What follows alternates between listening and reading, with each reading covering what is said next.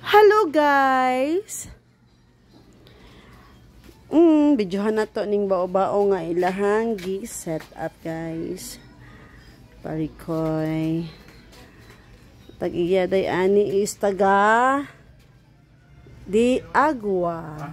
So ang name niya nakabutang sa windshield is Angelo and Axel.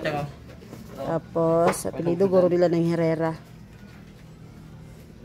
Mao din ni ilang box nga gitrabaho guys.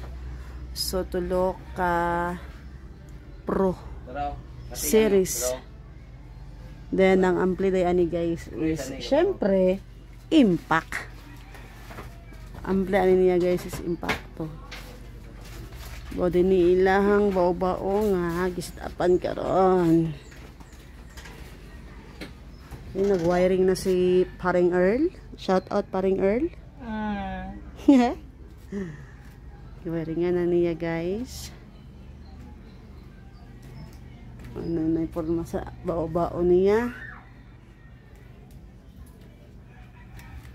So sila sanduhan-tunton karon ang nagtrabaho diri sa shop.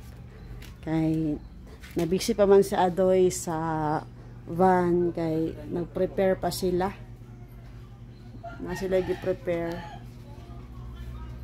Then lahi pa yato guys, sa gusto po daayin mag-inquire sa ko sa amo ang ampli.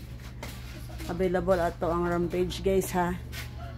1K, 3K, 5K, 8K. Mo din amo ang gina gamit nga ampli sa among mga customer karon nga mga bag-o. Rampage. Impact to nga Rampage. Siya wala pa siya nahuman guys. Giweringan pa lang ni Paring Earl. Then ang mga design day ani guys, dara guys oh. Dara. Wala yung mga design. Taplak dito sa naong sa iyang kuan guys. So diri ata guys oh. Mo ring iyang ampli guys. Nara. Nakasilopin pa na siya guys ha. Brand new Impact 1K. Mo ni siya iyang ampli. So gitagaan na nako siya og previous aning iyang ampli nga gipalit sa mo guys. Na siya previous atong t-shirt o katong clock. Mo to siya among gihatag sa ila ha.